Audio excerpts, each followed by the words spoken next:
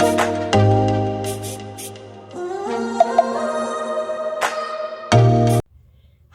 Hello ನಮಸ್ತೆ friends, welcome back again. ಎಲ್ಲರೂ ಗೌರಿ ಹಬ್ಬ ಗಣೇಶ ಹಬ್ಬ ಚೆನ್ನಾಗಿ ಮಾಡಿದ್ದೀರಾ ಅಂದ್ಕೊಳ್ತಾ ಒಂದು ಸ್ಪೆಷಲ್ ಡಿಶ್ಶು ಇನ್ಸ್ಟೆಂಟಾಗಿ ಹಬ್ಬದ ದಿವಸ ನಮಗೆಲ್ಲ ಬೋರ್ ಆಗ್ತಿತ್ತು. ಸೊ ಸಂಜೆ ಏನಾದರೂ ಮಕ್ಳಿಗೆ ಮಾಡಿಕೊಡೋಣ ಅಂತ ಇನ್ಸ್ಟೆಂಟಾಗಿ ಮಾಡಿದ ಡಿಶ್ ಇದು.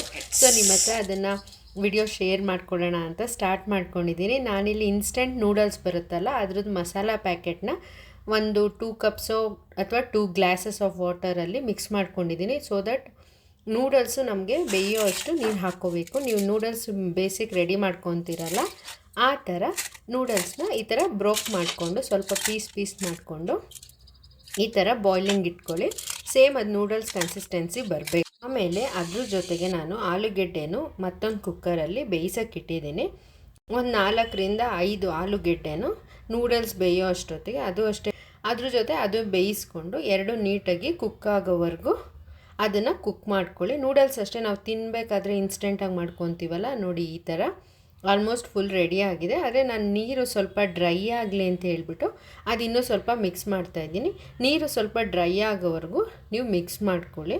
ಅದಾಗಿ ನೋಡಿ ಈ ಥರ ಬರಬೇಕು. ಸೇಮ್ ನೋಡಿ ಈ ಥರ ಡ್ರೈ ಮಾಡ್ಕೊಂಡಿದ್ದೀನಿ. ನೀರು ಸ್ವಲ್ಪನೂ ನೀರಿರಬಾರ್ದು, ನೀರಿದ್ದರೆ ಅದು ಕನ್ಸಿಸ್ಟೆನ್ಸಿ ಬರೋದಿಲ್ಲ.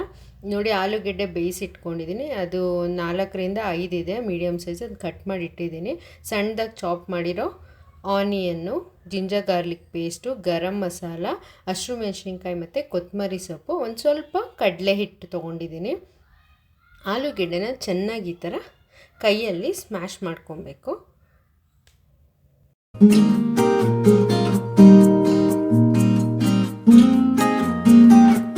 ಈ ಥರ ಸ್ಮ್ಯಾಶ್ ಆದಮೇಲೆ ಸಣ್ಣದಾಗಿ ಹಚ್ಚಿಟ್ಕೊಂಡಿರೋ ಆನಿಯನ್ ಆ್ಯಡ್ ಮಾಡ್ತಾಯಿದ್ದೀನಿ.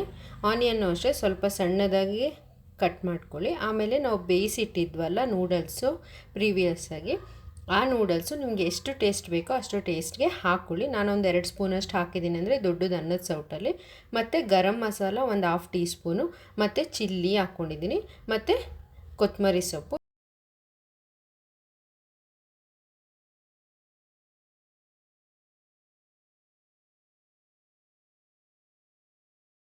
ಇದ್ರ ಜೊತೆಗೆ 1 ಸ್ಪೂನಷ್ಟು ಜಿಂಜರ್ ಗಾರ್ಲಿಕ್ ಪೇಸ್ಟ್ ಹಾಕ್ಕೊಂಡು ನೋಡಿ, 1 ಸ್ಪೂನ್ ಹಾಕ್ಕೊಂಡ್ರೆ ಸಾಕಾಗುತ್ತೆ. ಹಾಕ್ಕೊಂಡು ಚೆನ್ನಾಗಿ ನಿಮ್ಗೆ ರುಚಿಗೆ ಎಷ್ಟು ಬೇಕೋ ಅಷ್ಟು ಉಪ್ಪು ಹಾಕ್ಕೊಂಡು ಚೆನ್ನಾಗಿ ಅದು ಬೈಂಡಿಂಗ್ ಆಗೋ ಥರ ಎಲ್ಲ ನೀಟಾಗಿ ಈ ಥರ ಕಲಿಸ್ಕೊಳ್ಳಿ. ಅದು ನಮಗೆ ಬಾಲ್ ಮಾಡೋ ಅಷ್ಟು ಅದಕ್ಕೆ ನೀಟಾಗಿ ಕಲಿಸ್ಕೋಬೇಕಾಗುತ್ತೆ.